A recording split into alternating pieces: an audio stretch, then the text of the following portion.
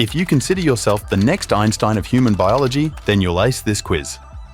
Keep track of your answers and let's begin. You can pinch your elbow as hard as you want and you won't feel any pain. Is there any way this is true or just a myth?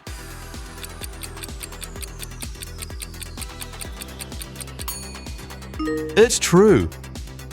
Now, I've tried this one myself too. Pinch your elbow as hard as you can. You barely feel pain. How come? Well, different areas of your skin have different nerve endings. Our bodies are designed to be more sensitive to pain in places that are at higher risk of getting damaged.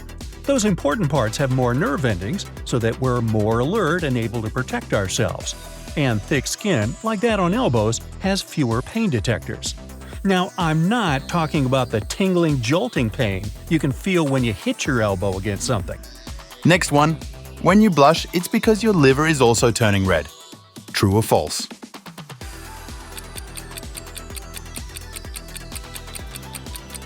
Almost. This one is false. When you blush, your stomach lining also turns red. Yeah, I've looked.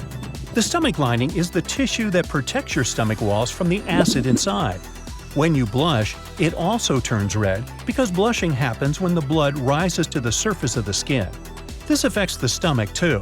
Now, this is a natural process, a physiological response to the change in your emotions.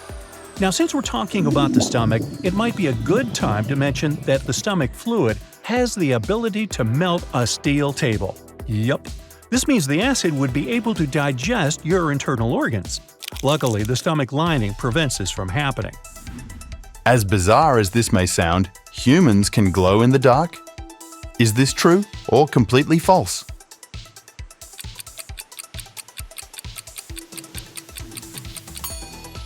This is true, my friends. Now, don't turn off the lights just yet. You can't see it with the unaided eye. These visuals of glittering human bodies come from ultra-sensitive cameras. Japanese scientists were the first to capture the images of human bioluminescence. Only ultra-sensitive cameras can reveal that our bodies emit tiny amounts of light, because this light is 1,000 times weaker than the human eye can detect. Apparently, all living creatures produce a small amount of light thanks to the chemical reactions in their cells. Humans are newly added to this list. Now, is it true that we are taller in the morning than in the afternoon?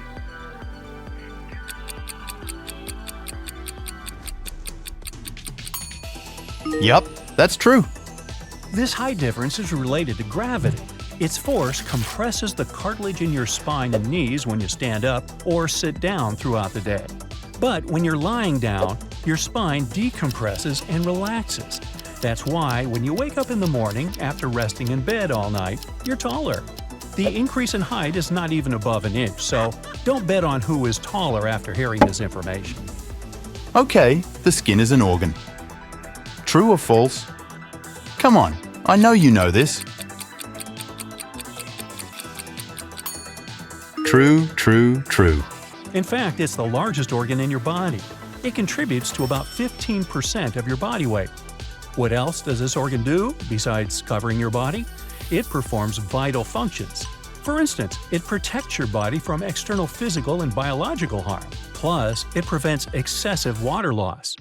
Now, I can't help wondering what other surprises the human body has in store for us. Is it true that reducing sleep hours affects your well-being?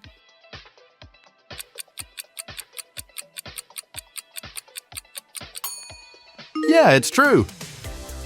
Some people say you can reduce sleep time by an hour or two every night and feel just as good. Sleep experts debunk this myth. An average person needs between 6 and 9 hours a night. You must already know your number. You can force yourself into earlier wake-ups and feel seemingly well at first, but your sleep debt will gradually build up. As a result, your brain won't be able to function to its fullest if you don't get your needed rest time. Your concentration level will drop, your reaction will become slower, and you'll feel confused and distressed.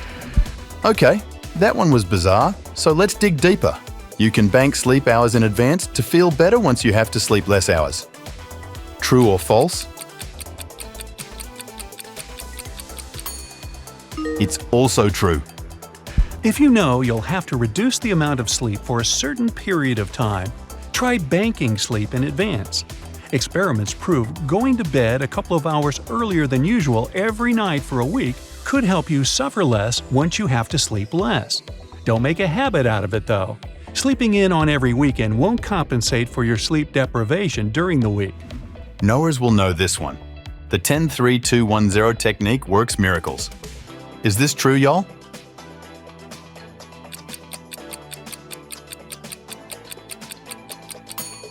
It's true. I'll explain.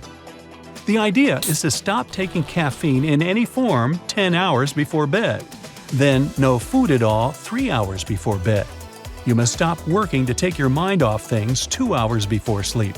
No more screen time 1 hour before bed. That includes your phone, TV, and computer.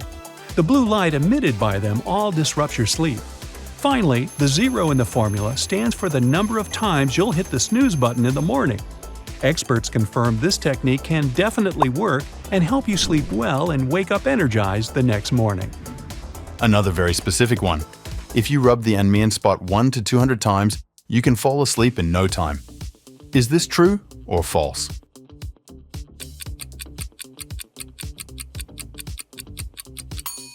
Nah, this one isn't true. Sadly, the Anmian spot is that little spot between your earlobe and the hairline that comes up the back of your neck. Videos of people rubbing it with their thumb or forefinger have gone viral. They say it helps to relax the nervous system. Sleep experts debunk this myth as sleep is about your brain and hormones and not about massaging yourself. One way the rubbing could work out is exhausting you so much you'd fall asleep eventually. Still on the topic of sleep, can we say it's true that sleeping positions don't matter?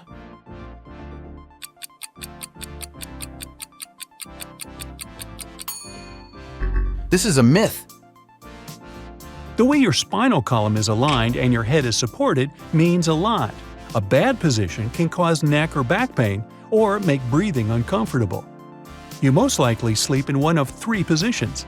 The majority of people are side sleepers. This lateral position is pretty good for you, especially if you prefer the left side. Try not to curl up though, it may prevent you from breathing deeply. Sleeping on your back is called the supine position.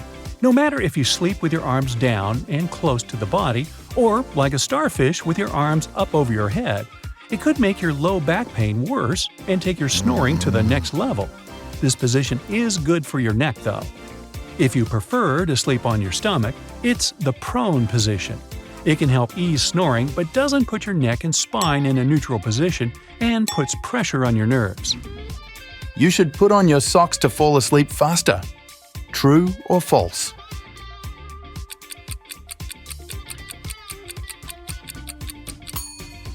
It's kinda true. It won't send you to dreamland instantly, but it can be one of the clues for your brain it's time for it. Wearing socks promotes blood circulation to your feet. The vessels widen and can get rid of heat much faster.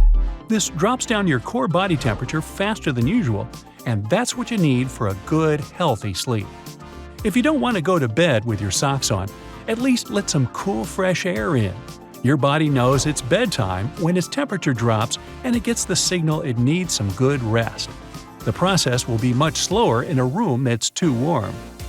Cooler bedroom air also improves your sleep quality, and you won't wake up in the middle of the night drenched in sweat.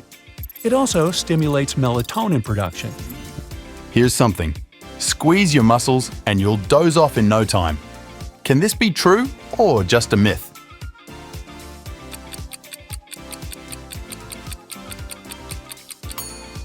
It's true. Progressive muscle relaxation really works. Your muscles have been working all day, and they also need to unwind, just like your mind. You can go from your head down to your toes or in the opposite direction.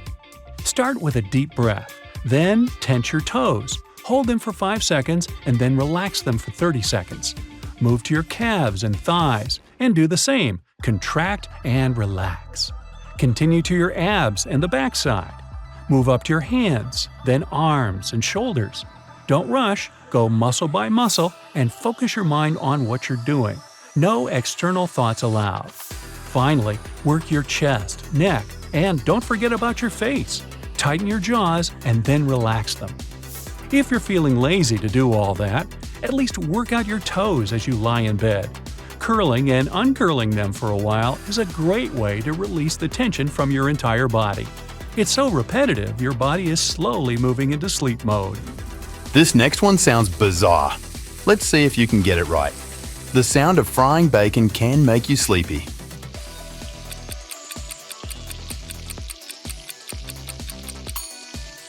It's true. Science has it that the comforting and repetitive sound of bacon sends some chilling vibes to your brain. It's perfect for falling asleep and as white noise while you're working and need to focus on something. You don't have to fry bacon before bed. Listening to a recording of it will do. Okay, is it true that if you have breakfast for dinner, you'll drift off to sleep easier?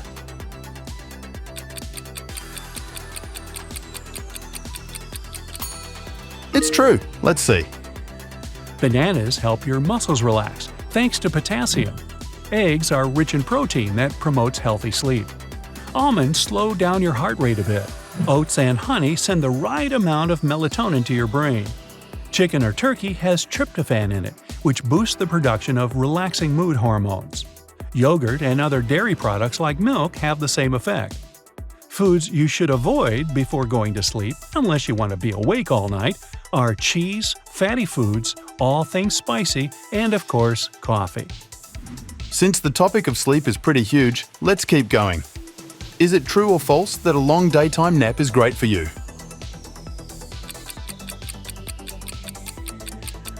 This is a heated debate, but it's a myth. Naps are fine, but you better keep them under 1 hour and enjoy them before 2 to 3 p.m. If you nap for longer, you'll likely fall into the deep stages of sleep. You'll wake up with a groggy feeling and not refreshed at all. You'll also likely sleep off some of the sleep debt you have from the morning. It means you could have trouble falling asleep at night. To get the most productive nap, set an alarm to limit your nap to 10 to 20 minutes. Nap around the halfway point between your wake-up and the time you want to go to bed. Find a dark, cool, and quiet place. Don't think about your work tasks or problems. Focus on what you're going to get from this nap.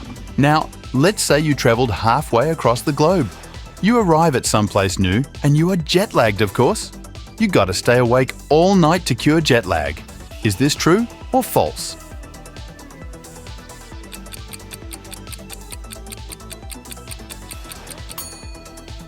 This is a myth.